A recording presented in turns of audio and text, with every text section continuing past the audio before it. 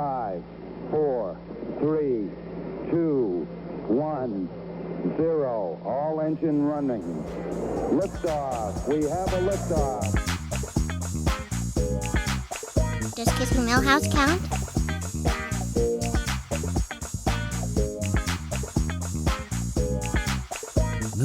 No.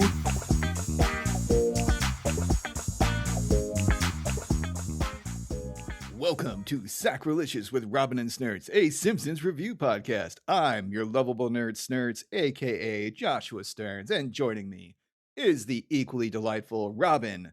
Don't have a cow, coward. Heyo, Josh. How are you, my friend? I'm doing okay. I'm excited because good to see my sister for her 40th. We're going to go to some fancy French restaurant in Sherman Oaks. Hell yeah. So I'm glad we were able to record on Saturday instead of our usual Sunday. And I'm also looking forward to having an expensive meal and celebrating her 4 decades on the planet Earth. That's amazing. It's a milestone birthday. We love those. How about you? How goes it in the iced storm tundra, 2026? the frozen tundra. Well, it was a big part of my week. I was going to go up to Asheville, North Carolina, and see our house, which has been rebuilt finally after Helene. And of course, it happened this week when it's supposed to be just, catastrophic circumstances up there. But come Saturday here, there's not a lot going on. It looks like here in Atlanta, we'll see about Asheville's gotten even better too. But the funny thing about Atlanta, and a lot of people know this, is since Snowmageddon, which happened in 2014, where we got like 6 inches of ice, like in the course of the day, the temperature fell and like people were stuck on the highway. Kids were stuck in schools and things like that. Like people trip out whenever there's a forecast here, and going to the store the past couple of days has been like the Hunger Games, Oh, sure, with the barren shelves. It's great. Yeah, it's unbelievable. People kind of running around like just snatching weird shit. Like I need this fucking pork butt that's fucking 22 pounds and a huge thing of pipe cleaners. It's like Steve Martin in The Jerk. Like all I need is an 82 pack of toilet paper and bottled water, and I'll be fine. Yeah, I mean, it just seems like this country is getting fucked over by ice in all sorts of fashions. Oh, good God. Yeah, Anyway, well, I hope you Did survive. you want to rant, Josh? Do you want to rant? No, I want to avoid it. I just wanted to do one clever joke. And then I'll tell you real quick, though, I'm proud of those people in Minnesota. They're coming out. They're out on the streets. Like, they're fucking not sitting down. There's a lot going on right there. Yep. Proud But of y'all. hey, let's not dwell on the terribleness that is reality, because we're here to escape into the land of the Simpsons and Sacrilicious. So if this is your first episode, here's how it works. One of us will pick an episode of The Simpsons to discuss. We go through the plot, provide questionable impressions, and point out our favorite bits. This time, Robin picked from Season 20, Episode 13, Gone, Maggie, Gone! Directed by Chris Clements. Written by Billy Kimball and Ian Maxtone Graham. With a first air date of 3/15/2009. All right. Yeah, so why'd you pick Gone, Maggie, Gone? It's a takeoff on like the Da Vinci Code and the National Treasure, and it's just a really good episode. We're kind of trying to make sure we work in some of the episodes that are outside the 5 through 12, and this is one that I had marked out as one of my favorites, and rewatching it pans out. It's a lot of fun. Very good. All right, well, let's get into everybody's favorite copy-paste segment, Behind the Wiki. Wiki.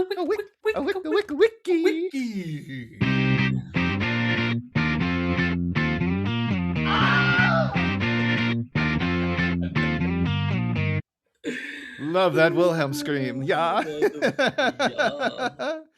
It's so fun. All right. So from Wikipedia Prime. What was that? I'm the Wilhelm. I did the screaming. Yeah. Yeah.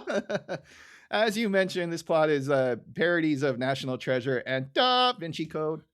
For example, the bell in the tower is the wrong one, like in National Treasure with the Liberty Bell. For Da Vinci Code, The Holy Grail turned out to be Mary Magdalene, and Sophie was the last remaining heir to the Christ bloodline, where, as in this episode, the gem turns out to be Maggie.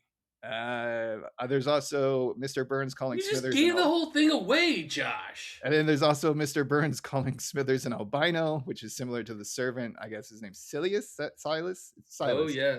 from Have you seen Da it? Have Vinci you not Code. seen the Da Vinci Code? Oh, I've only seen it. I've read it, and I took a class in college called Oh, Historical that's Fact, right. Historical Fiction, What Hollywood Gets Right and Wrong. The book And was we really fun. dove Look, into the the Da book was Vinci Code fun. because it's bullshit. Oh yeah. It's complete farce. But they made a movie out of it, and the book was very popular. And we were examining, like, is there any kind of benefit to fictionalize history, or is it just a steaming pile of dog poo? I mean, I'm a fan of fiction myself, and so I like it's terribly written. He's not a good author, but he's a great storyteller. He's like Stephen King. He's not going to win any fucking awards for from the MLA handbook. Well, and But sometimes, like, the but chapters are there's like half a sentence, like they're all over the place. Like sometimes it's like a page, sometimes it's two, sometimes it's 10. There's really no consistency going over. And when I was a history student and like in my younger days, I think I was more of a purist when it came to this thing. I got like very angry at like the that vampire hunter Lincoln oh yeah, movie, for reasons that did not make sense to me now because I just don't care. yeah. And if it's entertaining, great, and if not, moving on.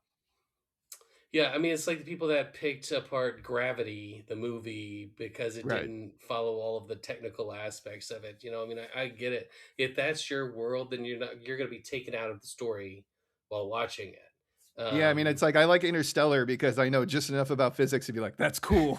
But like a real, I real know, right? physics head would probably be like, actually, that's not how time works, and yada yada yada. I Yeah. found that movie tedious. Don't tell anybody. Yep. So we also get a Ratatouille reference in this episode, along Hmm. with the nun singing "O Fortuna," which is one of my favorites. So then Bart goes, at the end turning everything to hell. no, I'm not going to do any justice. There you go. Everything to hell is an homage to the Omen at the end. Boom boom, Isn't that it? boom boom. It's the entry part where they're like, Yeah, yeah. yeah. It's a I think big. that's It's it. used for all Bum, sorts of bum, movie bum, trailers bum. too. Yeah. Yeah. Classical music there.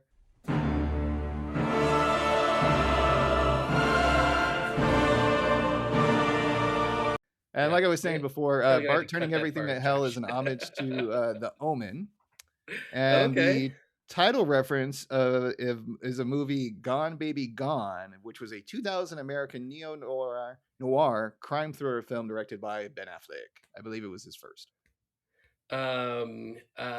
It really has nothing to do with that plot line, that movie It at has all. nothing to It's do with just it all. They just took it's the just title. clever.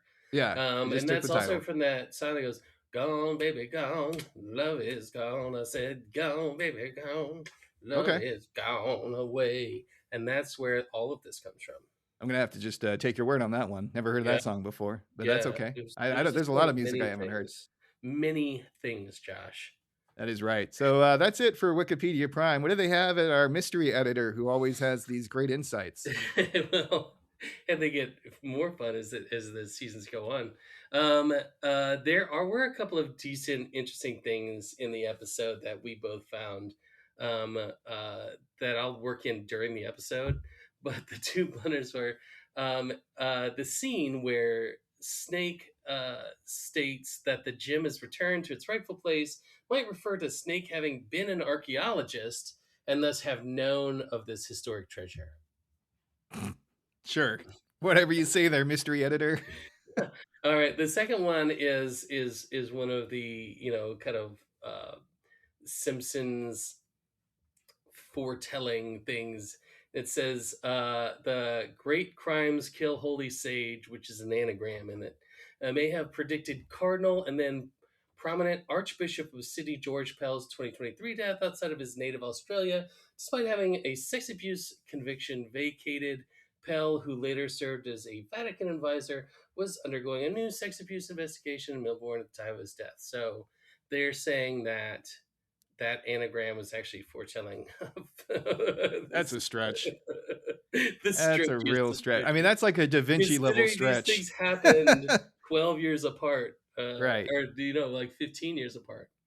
Yeah, I mean, that's why we get that Nostradamus kind of thing going where he has like very vague phrases that could be like, oh, yeah, of course, Hey, look, you just get like, David Duchovny going, There but you go. was it linked?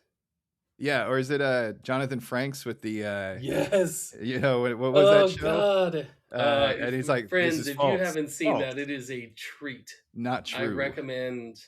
It's false. No way. Not this time. We created it. Not this time. No, not this time. It's totally made up. Pure fiction. Late night. Back when like Maybe hosts a for couple like of random drinks. 90s shows were wearing black blazers, black shirts, and black slacks. 100%. Look, I was a huge Unsolved Mysteries fan back in the day. Sure. Big Time came on right after X-Files. All right, so no chalkboard gag this round, but we get a couch one, and it's a pinata. The blindfolded Ralph hits the couch, and the family falls out. Hilarious. Hilarious. I could not stop laughing. And then we open with a PSA that seems to work in any era of American history. For centuries, man has been ruled by science and industry, but that era is drawing to a close. We stand on the cusp of a new, is it epoch? Epoch. One of prophecy, puzzles, and signs in the sky, and that epoch begins today. It's like the intro to a movie like The Da Vinci Code, where they're like, "This is the world that we're creating here now," and they do this whole montage of like industrial things and them breaking Right, down. they show a car fall apart when it says "Made in America," Because and they then got they it very have people like, impressively. Like the yeah, robotics in that are like really cool looking, and they yes, stamp the "Made in America," and it just like just falls into pieces. a lot of guys in Friar Tuck robes, like near chalkboards, making circles. Yeah. And did you see? So the other one is they had a sign out there that was an anagram of Da Vinci Code. It Oh, was really? acidic sod oven fob. And so on the chalkboard, it's the Da Vinci Gotcha. Code spoof is the anagram. Yeah, so that sets us up for later, but first we got a solar eclipse, and I love how the graphic so we cut to Kent Brockman doing the news report of the solar eclipse, and the graphic says Sayonara, and that makes me happy.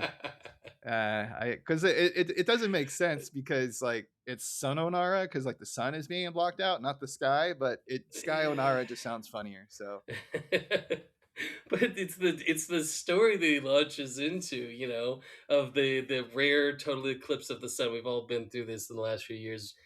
We were in LA at the time around way back when there was the eclipse in LA. yeah, I don't think we got the total eclipse in LA because we weren't in No, the we got the path, partial but we got eclipse. the partial one. Yeah. And I love how Brockman explains it as such. A solar eclipse is like a woman breastfeeding in a restaurant. It's free, it's beautiful, but under no circumstances should you look at it. I thought that was great. It's brilliant. And then we get a little bit of an actor or a news person freaking the fuck out because Brockman flips when the homemade camera obscura was not built.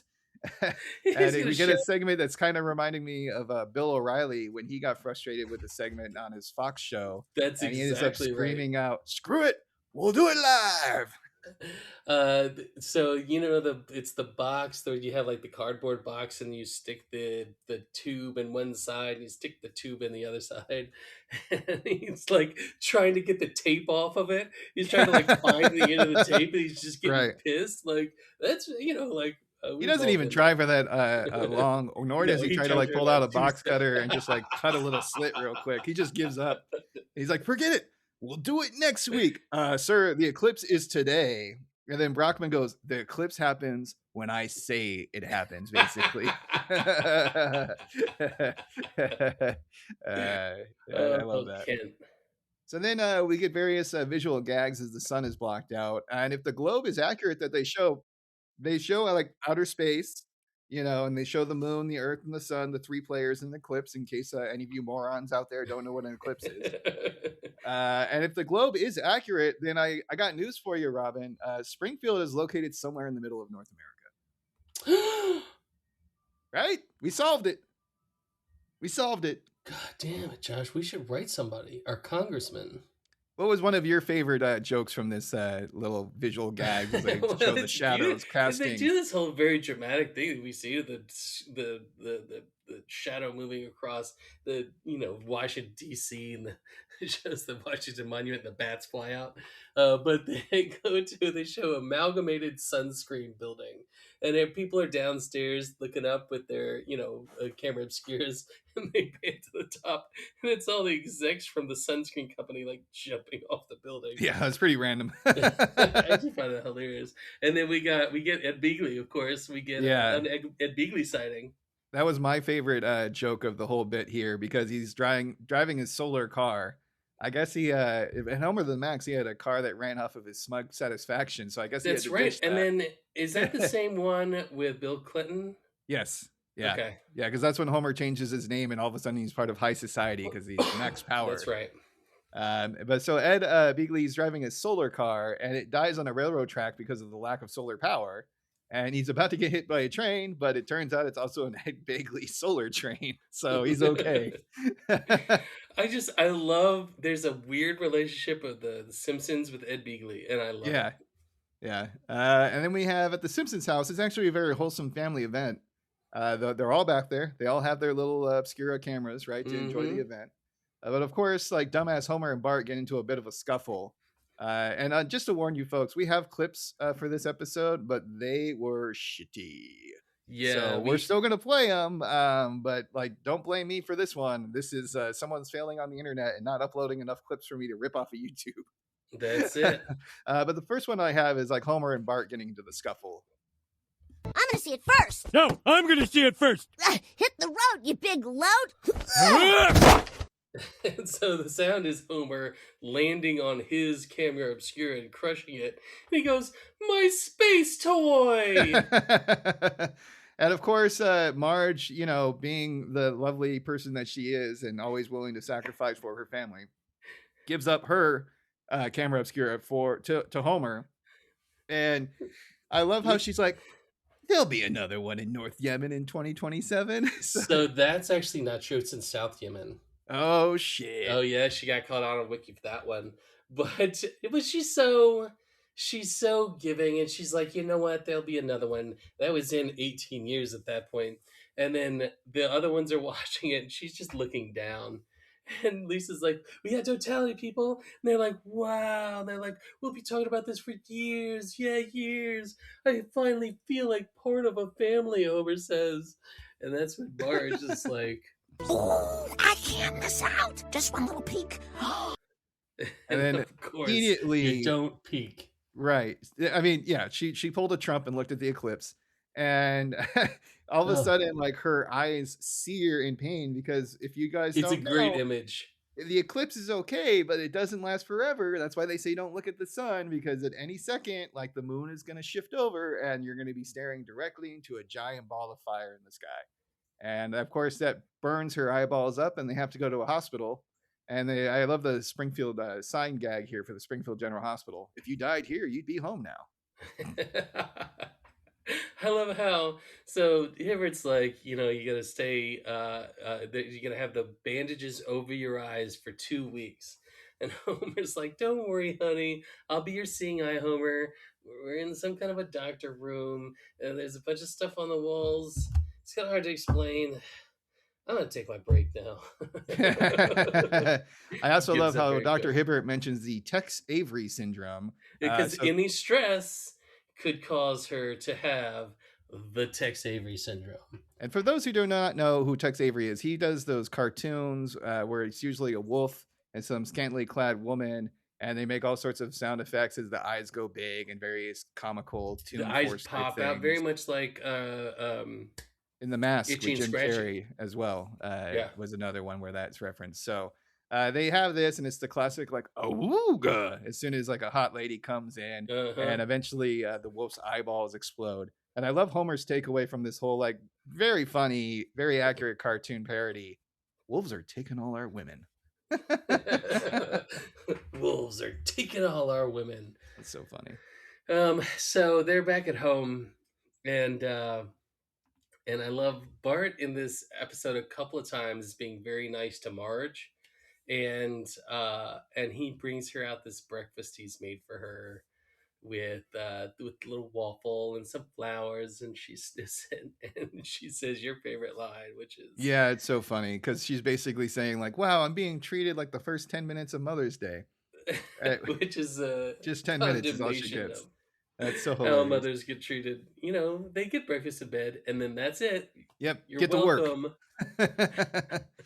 Then we get something that obviously goes wrong right away. Yeah, Lisa's like, Dad, you gotta come into the kitchen. And there's rats everywhere. I mean, there's just such a gag. There's one running on the paper towels, like it's a treadmill. There's another one like riding an egg beater. Right. Like, Yeah, they're very busy all over the it's place. it's very Disney. It's excellently done. And And speaking of Disney, we get a Ratatouille reference here. so Homer's like, oh, rats. It's just like the delightful movie I saw in the theater. I taped over in the theater. He's controlling me with my hair, because the rat jumps up and starts grabbing the hairs and moving around. But he says he's using me to cook a delicious sole meuniere with the celery puree and carrots vichy. he, he cooks it and he tastes it. And he's like, that's good. And the mouse is so pleased with himself. He's like, good, but not great. I'm going to get rat poison. And I like how all the rats kind of stop what they're doing and are like, They're like, they kind of pull like a Scooby-Doo, like, wait, what? oh no. I also But like how when he's leaving to get the rat poison out of the kitchen, he controls himself with his own hair. So he just grabs the two strings and starts he's pulling such it a left good and right. visual gag. Yes. Yeah, it's pretty good. And for some reason, Homer goes to Shelbyville to buy the poison, and we get another sign gag. The store is called Boo.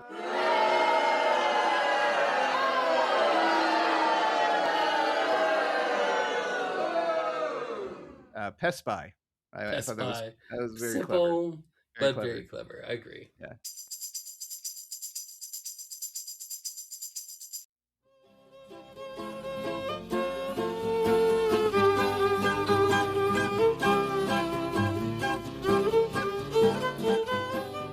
This is Huell Hauser, and I'm down by the Shelbyville Pest Bye to talk with the manager, Raphael. Well, hello, Raphael. This place is amazing. And you say you kill things? Hey there, Huell. Thanks for coming over to Pest Bye. We got traps, we got glue, we got poison, we got swatters. We can kill just about anything. Well, is that so? How about roaches? Oh yeah, Wow. Rats. you know it, Pali. How about ground squirrels? And tree squirrels. Land sharks? Nope, just regular sharks, my friend.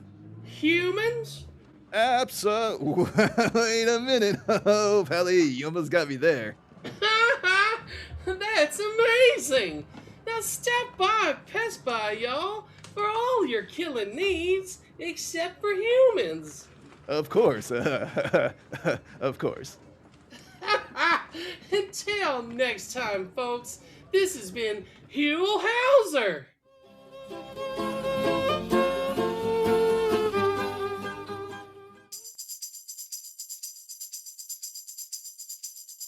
Maggie and Santa's little helper is along for the trip, and I love how the cashier, they give him like a giant, like it almost looks like a Costco-sized cheese puff jar Thing, of rat yeah. poison, and it looks like candy.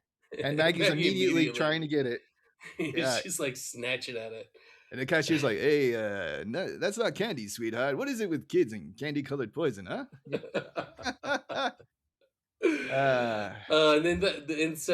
And Santos helper is trying to bite at her bunny. So that bunny is from what is the comic? Life is Hell. Yeah, it's from Life is Hell. It's the bunny, which I always love seeing that reference because I love those comics back in the day.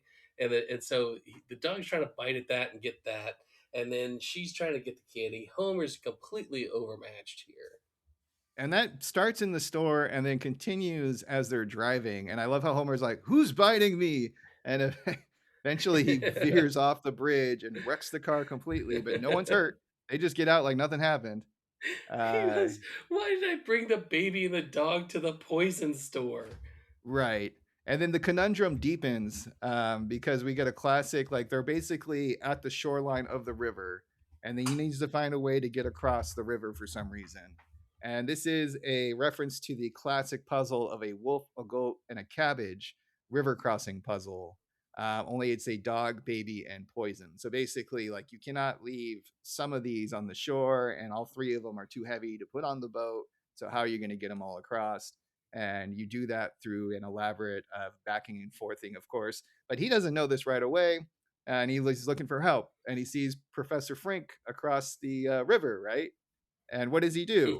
He decides to get his attention by throwing one of those candy poisons. And Frank, of course, turns around just in time. It goes down his throat, and he passes out immediately, ostensibly dead from the poison.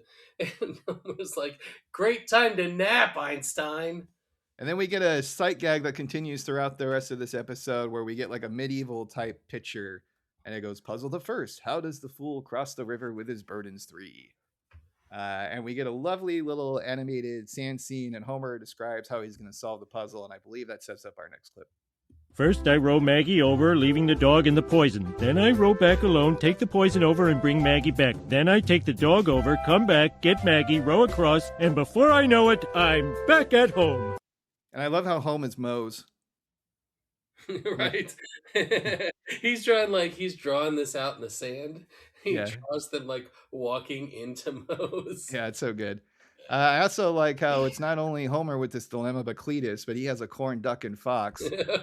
However, that puzzle solved itself, didn't it? Well, because he's yelling out to Homer like, "Hey, I'd be obliged if you'd help me figure out my one too." And then he looks down, and all it is just this over fat fox, just like on his back. Yeah, he's clearly eating the duck, who's just eating all of the corn. He's like, "Well, that puzzle done puzzled itself out." That was such a great line. Great Cletus moment there. Homer is no idiot. He knows Maggie has to be left in a safe space. So thankfully, there's a convent near the river shore. Unfortunately, this results in Maggie being taken by a nun. Not thankfully. Unfortunately, there happens to be, and I love it in this scene. One of the bits that gets cut out in this scene is Homer is leaving Maggie in front of this convent, and he leaves, and the door opens. He goes, "Ah, Catholics!" I also like Mother Superior. Why would you leave such a beautiful baby on our doorsteps? On Homer, because she was fighting my dog and stealing my poison. No, I need to leave you where you'll be safe, under the watchful eyes of God. And I'll be watching you too in case God's busy making tornadoes or not existing. Sorry, I was trying to put on the clip. No, I forgot I had a clip there. What you were saying. That's okay. It doesn't matter. That's fine. I just thought it was funny that he was talking about, the reason I can't take it is because of the dog and stealing my poison. And I forgot to write down that I had a clip there. So if you want to play it now, I guess we can hear it. No, I need to leave you where you'll be safe, under the watchful eyes of God. And I'll be watching you too in case God's busy making tornadoes or not existing. I see. Oh? Any child left here will be cared for by the Sisters of St. Theresa. Why would you leave such a beautiful baby on our doorstep? 'Cause she was fighting my dog and stealing my poison. That's so funny.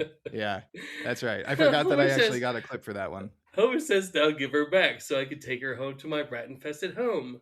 Yeah. Homer looks to Bart and Lisa for help. The latter recommends one of them going undercover to the convent. And of course, she's the obvious pick. But there's a little bit of a misdirect here where Homer's like, I'm not going to wear it. He goes, "One of us could go under as a nun and infiltrate the convent." And Homer's like, "Oh, no, no, no, no, no. There is no way Homer Simpson's going to put on a dress and act like a nun." And then we have a hard, cut to him going, "See, I told you there's no way I was going to do it." And Lisa's going to be doing it. And then he goes, "But are you sure you don't want me to do it? Like, I have the outfit." And Lisa's like, "Get out of here." And he's like, "Oh." Lisa turns her Darwin fish into a Jesus fish. By she clicks off the legs and pushes out the Darwin thing on the inside. It's great. And then she's at the door and she's like, "Hello, I'm a poor little sinner who's lost her way. May I join your order?" "How do you feel about kneeling?" Can't get enough. "You're in." I love it. Easy stuff. So she's getting a tour, and she sees some wee ones being sung to, and I love this little clip we have of if you're happy and you know it, that's a sin. We do not. See, that's where I got it. Now I need to leave you where you'll be No. safe. Yeah, okay. All right. I must have screwed You on that. liar. I screwed You up my notes. dirty, filthy liar, So it's Josh. basically like a kindergarten setting, and one They of the were nuns. people. And so I do love the whole idea that they're singing like, with an acoustic guitar, and the nun's very cheerful. Just like, if you're happy and you know it, that's a sin. If you're happy and you know it, that's a sin. So that's funny. Terrible. So funny. It's terrible leadership by the clergy. And then Lisa inquires about more babies on site. And Mother Superior claps back, and she's like, looking for more unwanted babies, are you? Well, next week's 9 months after the prom, they'll be stacked up to the ceiling.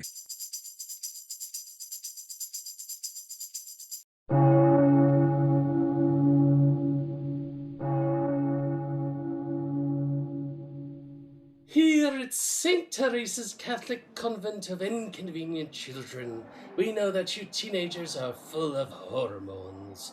With contraceptives being an ungodly sin, these hormones often explode into unwanted pregnancies. That's why at St. Teresa's we uphold our sacred mission to take in any unwanted children. We are looking for the one. We know that these prom babies are popping out like bees these days, so we will have baby carts circling the town every day until March. Bring out your bands! Bring out your bands! Yes, hello, I have a baby. Damn it, Dad, I just turned 10. So this is clearly not a baby. Yes, it is. No, he's not. He just said he was 10. No, he isn't. I'm in the 5th grade. This child can talk. No, he can't. Yes, I can. No, he's a very smart baby. A smart baby? Yes. A smart baby has nothing to do with it. He's nearly 5 feet tall. It's a glandular problem. A glandular problem? Yes, it's very rare. I like soccer. Shut up, you. Mom's gonna be mad. No, she won't. You're mad, I'll tell you that. Just take the little bastard. Sorry, sir. No kids, just babies. Move along. Bring out your hands! Bring out your hands! We will also have a baby collection bin in the town square.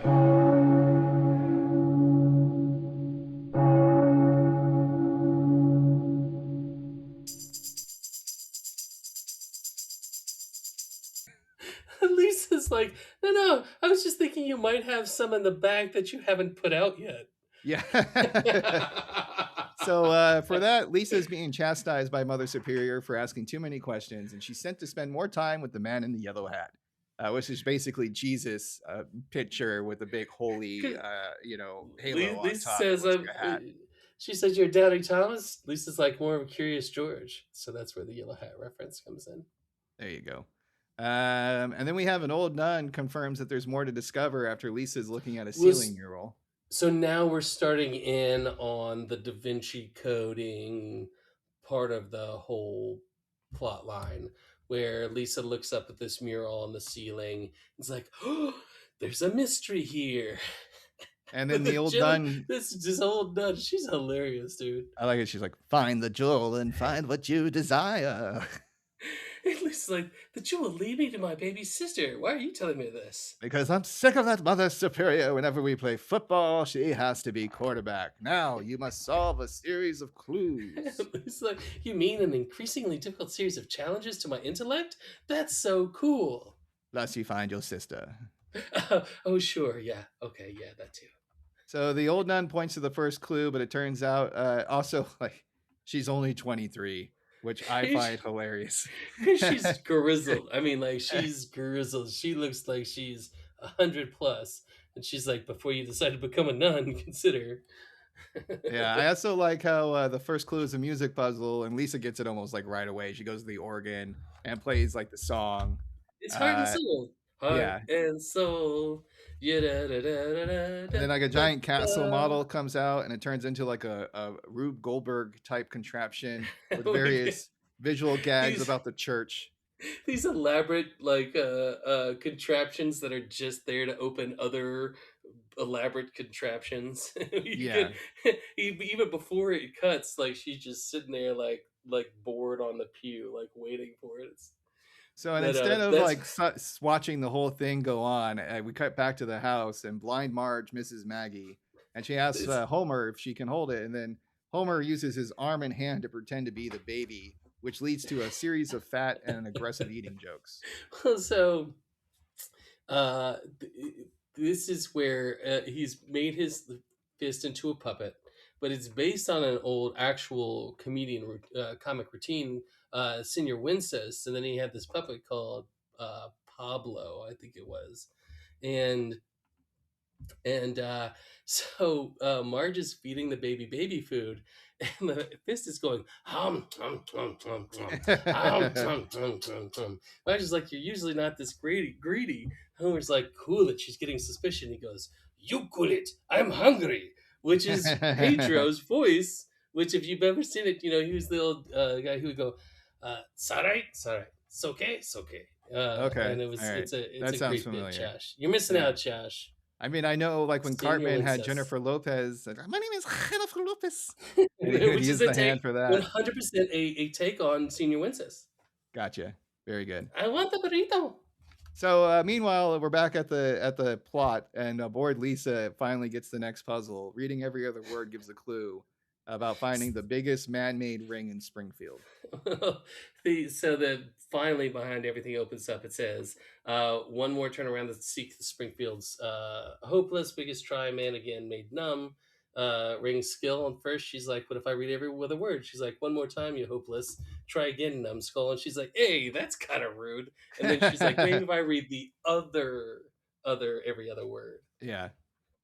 Then we get another sight gag, which was similar to the one with Homer and the river. Puzzle the second, what Lisa just said. So that was kind of fun. Because we're looking for the biggest man-made ring in Springfield, and it's like, which one is the key to finding the gym? Lisa says, and then it cuts to commercial, like on a cliffhanger. I like the concept of these gags with the visual medieval art, but it goes by too quick. Like you can't even really Yeah, see it or read it. It's just such a hard cut, or a quick cut, I should say. And I wish they would have just let it sit there for a little bit longer. I feel Uh, yeah. and then, so we got another time where a scene becomes a meme. Yeah. A Well, scene first, becomes a first meme. it cuts back, and Lisa's there, and she goes, "Well, did you get it?" And it turns and it's Millhouse, and he's like, "No, I'm not a smart nerd. I'm just Oh, a right. weak nerd." I forgot about the random like Millhouse is there for some reason when we get back. Well, because it's just the whole thing. It's like they're asking the audience. They break the fourth wall, Sure. and when they come back, she's breaking the fourth wall again. Except that she's not actually. She was actually talking to Millhouse. It's a fourth wall gag. You know what? It's really complex. I don't know if you know. I'm going to go back to a scene becomes a meme. A scene becomes a meme. Lisa goes to the Springfield bell tower because, bells ring, and she's confronted with a sign. It says, keep out or enter. I'm a sign, not a cop. And of It's course, like stay out. that's She's used like, as a "Oh." meme these days for the social medias and whatnot. So that's Oh, it's fantastic. I actually forgot that it came from this episode. So that was like, oh, okay, cool. We also I have don't two really know that individuals one. cloaked like Friar Tuck following her into the tower. These eventually turn out to be Skinner and Comic Book Guy. Well, we don't know that yet because we Eventually. cut to a scene at home first, where Marge is saying goodnight to Bart, and she's blind still, of course. And he's And doing she double kisses duty. him, and she says, "I'm coming in, Lisa." And then we get this great shot of Bart like scrambling out over the roof. He puts on Lisa's nightgown and like puts his hair into his hairstyle. And Marge is like, "Good night." He kisses her, and he's like, "Good night, Lisa." And Bart can't say it, so he's like, "Oh, I'll just play the saxophone." And Bart's like, "Oh, jazz!" And she starts scatting along to Bart like Yep. honking on the saxophone. Wait, great sight gag. And then we're back, and it is Skinner and Comic Book Guy, just like I predicted. And he turns out they're part of a nerdy history group called the Brethren of the Quest. And I love Skinner because we do a sleuthing in our mother's Nissan Quest minivan. It's the best part. I mean, look, I honestly think that is right up there with the best lines of this, where comic book guy is being eloquacious. We are an ancient order of mystery buffs who hide in the shadows and call ourselves the Brethren of the Quest. And that's when Skinner's like, "Yeah, because we're in my mom's quest minivan." Yep. And we get more Freemason jokes here. This is very similar to the Stonecutters, but a little bit different. And Skinner goes into some exposition, and he's basically explaining how there's nuns and Freemasons, and they were in the background of all these major historical events. Eventually, so they this is how they kind of get going with the MacGuffin. And it turns out like these nuns came from the old country and landed in Philadelphia. And then we get the mascot, right? The Philly fanatic is there to Yeah. greet them on the beach. Yeah, Yes, of and course. they have to build a church. So what they do is they chop down the mast of the ship, flip it upside down, put a cross on it, and that's a church. There you go. You got church. Yeah, of course. And then we find out that Isn't the that how all Freemasons, churches are built, Josh? yeah, just flipping over ships. Yeah. I also love it because it's very animated quickly, so they're all just kind of on one side. They're like heave ho, It's like one of those old school videos about history, and then Yeah. mixed with like the Monty Python ones that are kind of similar. And then we have the three Freemasons that they were talking about were Ben Franklin, George Washington, and King George, plotting to acquire the MacGuffin gem. And apparently the American Revolution was just a distraction to facilitate the search. And this leads to a "don't tread on me" visual gag when King George is digging in a hole looking for the gem and a snake is found. Ben Franklin immediately throws the snake to the ground and cuts it into 13 pieces, a la the "don't tread on me" flag. So I mean, it's great because you've got like King George and George Washington like digging for the gem, Right. and they're like buddies, and then like a soldier walks by and they're like, "Urgh," they like raise Yeah, their fists, shaking their fist at each "Urgh," other. Yeah. and they stop and they're like, "Oh," like hugging. It's great. So Comic Book Guy sets up the next clue, which of course is that very night. That's such a trope for a lot of these movies and mystery shows, right? And he mentions like Mhm. legend and Wikipedia have it that the gem.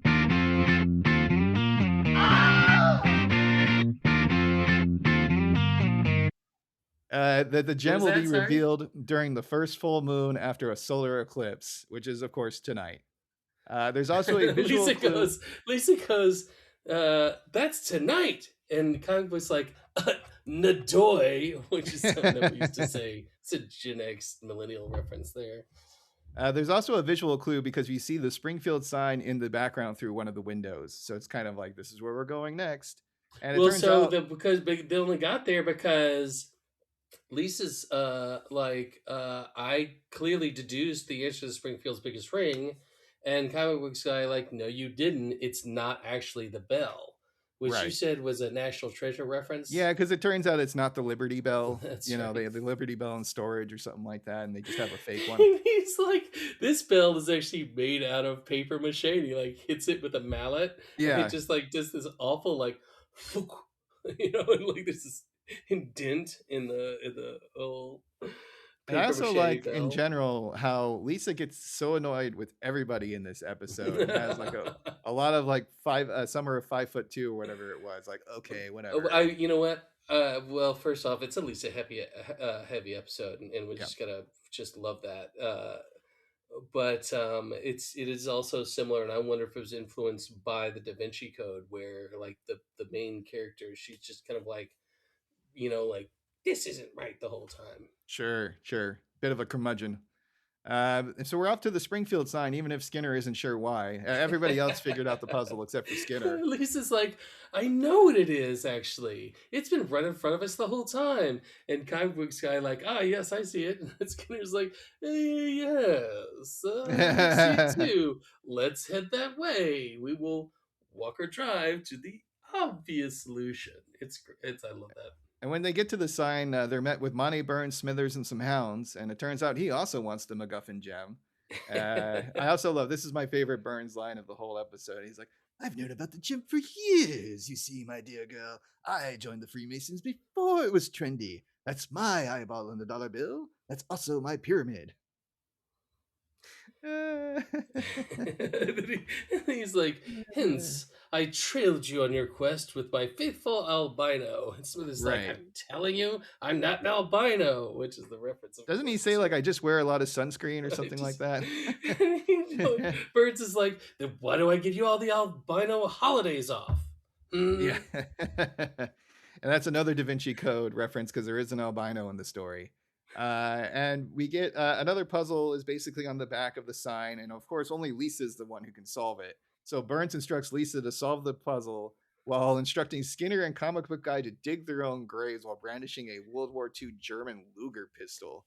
So the sign has another anagram on it, and it is great crimes kill holy sage.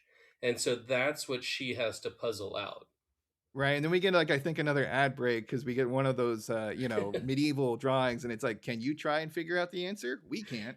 Real quick, before we get to the break, the comic book guy is trying to dig his own big ass Oh, sure. grave. Right. He's like, Superman, I believed in you for years. If you can hear me now, please come help me dig this grave. Yeah. Yeah. Don't save me, but help me dig the grave. It'd be funny if like just giant red lasers come from the sky and like makes a giant hole all of a sudden and that just fly, and that's it. That's all you see. That would have been random, but I would have been there for it. Lisa believes she solved it. Regally, the rock gem is Lisa. And then Burns goes, so the gem is inside you, and he's got these huge metal pincer things. Yeah, like, he's gonna like what he was gonna do with go it. digging for the jewel in her somehow. And Smithers like, stop! She's the gem. Burns, she's the gem. And like, I like how Burns is like, "Oh, are you a pure little girl?" Look, so he goes, Saint Theresa, her greatest treasure would be a pure young girl. You are pure, aren't you? Well, does kissing Millhouse count? No. Yeah, I think we have a clip for that one too, don't we? Or did I miss that one up too? You are pure, aren't you? Does kissing Millhouse count? No. No. It all adds up. I am the gem that will bring world peace. I also like how she makes a line of how brilliant of God to remove my skepticism by making me his chosen one. It's so funny how like I will not believe in your faith, but if I'm the chosen one, oh, that makes a whole lot of difference. So I don't know if you're watching the Percy Jackson series on Disney. No, I'm not. But it is the exact same thing. Like I don't believe in any of this. Well, you're the chosen one. You're oh, the man, chosen one. Oh, I'm okay, a I believer.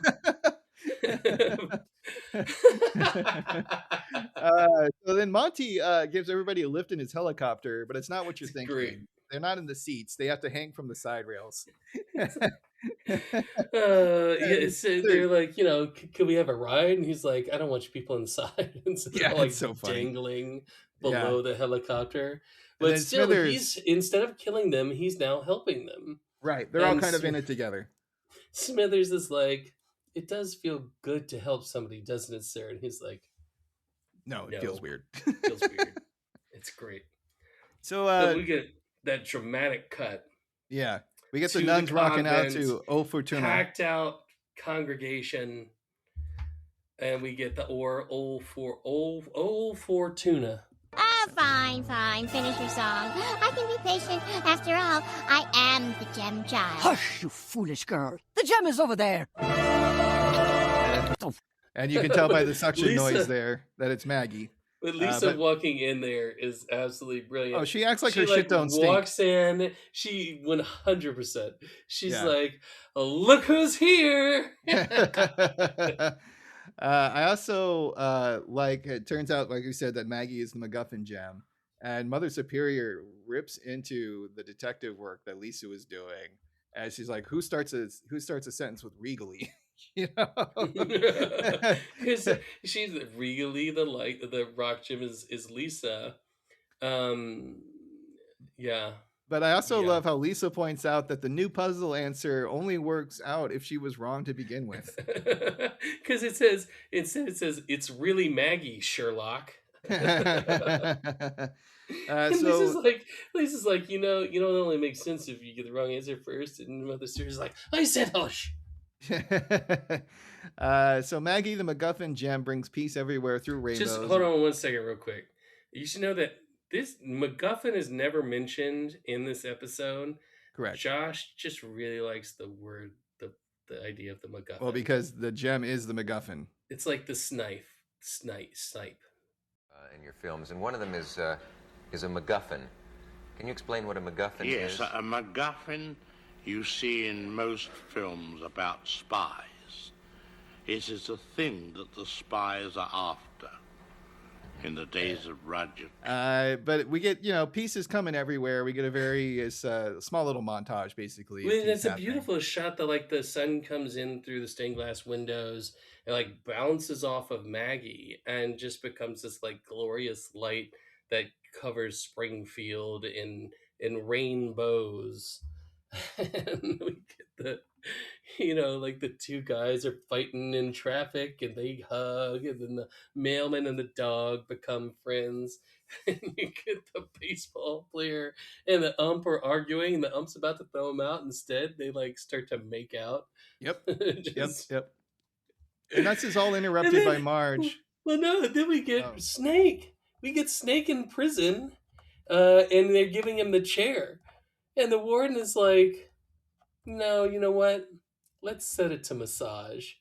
And Snake is like, something tells me the gem of St. Teresa has been returned to its throne.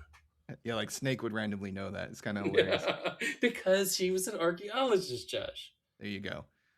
Blind Marge busts in to the convent to screw everything up. And I love how Lisa's like, Mom, how did you know Maggie was here? Mother knows. Absolute classic, like, you don't need to worry about any of that.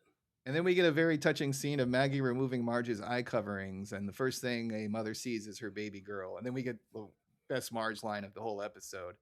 You're even more beautiful than I remembered. I'm sorry, but I know God would never ask a mother to sacrifice her child for the good of the world. Again. It really is a beautiful moment, though, when it's very touching. Maggie pulls off. I mean, they do that very well. Yes, yeah. Unfortunately, the replacement for Maggie is Bart, and then things go into Satan mode. So they're driving off, and Marge's like, I feel selfish. And Homer's like, no, don't worry. I gave him another child. Yeah, and then Bart's like, step aside, ladies. I'm bringing the peace. They all gasp. They all scream because everything turns to fire. The roof's removed. Sackcloth. Yeah. The ground is splitting and lava is boiling up. He's like, hey. I also liked how the picture of Jesus turned to the devil. That was fun. So Bart one of the chuckling. things... Bart chuckling to himself too. He's like, I'm so staying up past my bedtime. Exactly. One of the things in the wiki page that was interesting is that spiral that's going on in the red mist above. Yeah, sure. In the sky is supposed to be a reference to the Legend of Zelda: Ocarina of Time, which is an old game back in the day. Yeah. No, I know Ocarina of Time very well. I get you. Yeah, it's when it's over the castle. Yeah. And totally. I also just thought it was kind of like Revelations, Yeah, 100%. 100%. Yeah. I mean, we don't get the Four Horsemen, but yeah. Right. It's Apocalypse. Nice. Well, Robin, do you hear that sound? What's that, Josh? Well, you know what time it is. It's the Crusty Brown Seal of Approval, kids!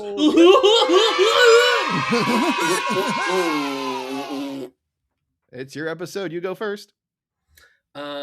It's a great episode. It really was a lot of fun. I was a fan of the Dan Brown Da Vinci Code books.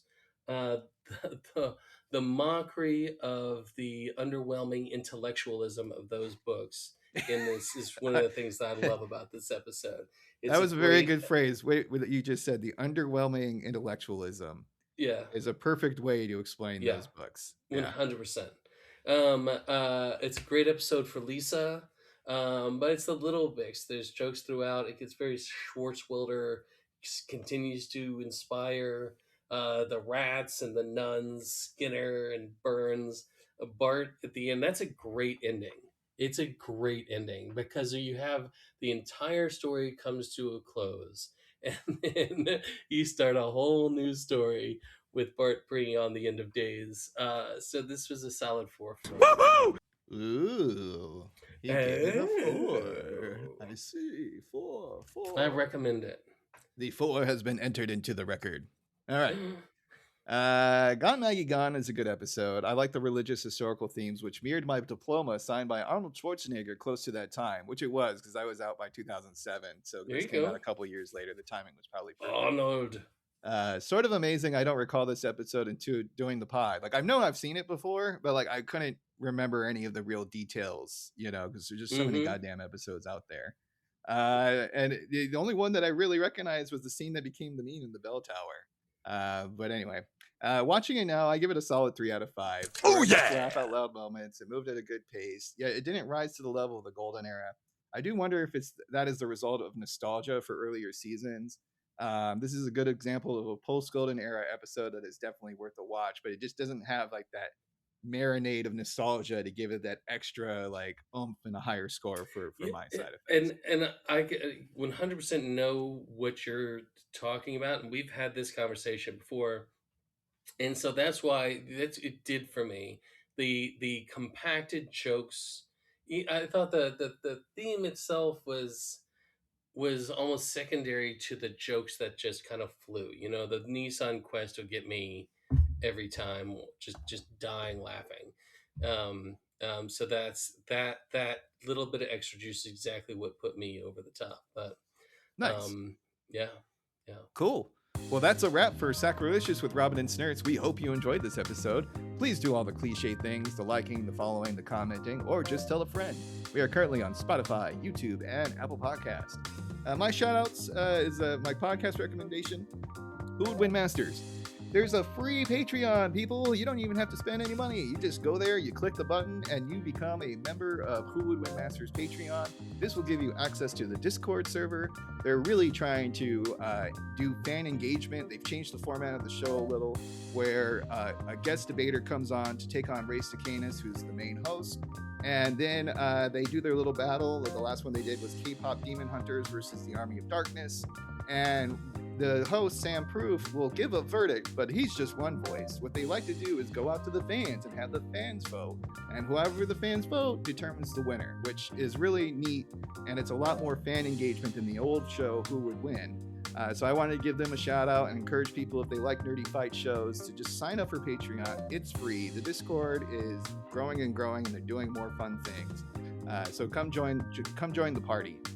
My video game recommendation this week, or this round, I should say, is Absalom. This is a beat 'em up side scroller that is also a roguelite. It's a ton of fun. Very good combat, lots of little things to discover, and it does that classic roguelite thing where you thought you saw everything in the map, and then something changes, and this whole other direction to go. And I love the side-scrolling beating up stuff, and this definitely scratches that itch. And then I also want to shout out to bagels, superior to donuts in every way. And finally, Dr. Moxford, the raddest fan of them all. The doctor loves bagels. Yes. You want to hear more from your old pal Snurts? Then check out the PlayStation Experience and PSVG on your podcast platform of choice. I can also be found on most of the things at Lord_Snurts. Robin, outros, plugs, go. I've been rewatching Archer. Oh, sweet. Archer's great. I highly recommend that to anybody who loves The Simpsons.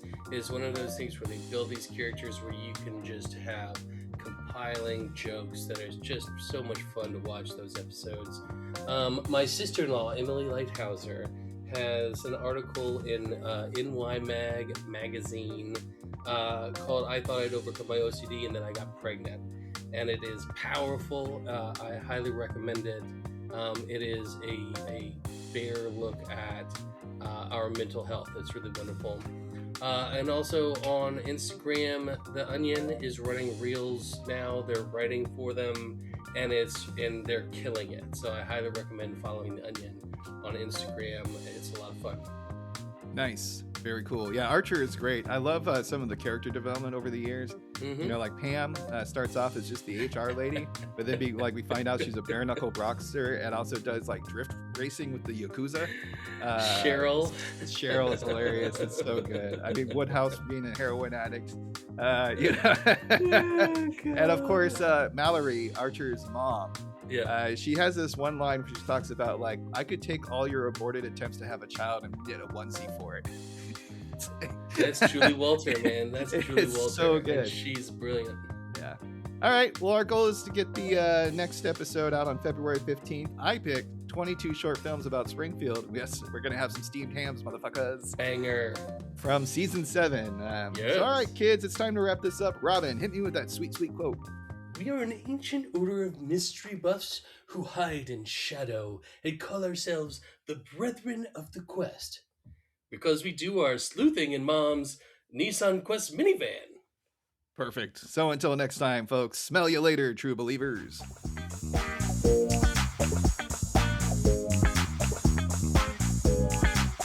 Does Kiss from Millhouse count?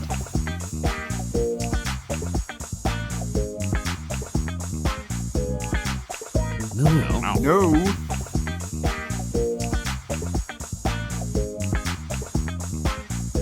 Tranquility Base here. The Eagle has landed.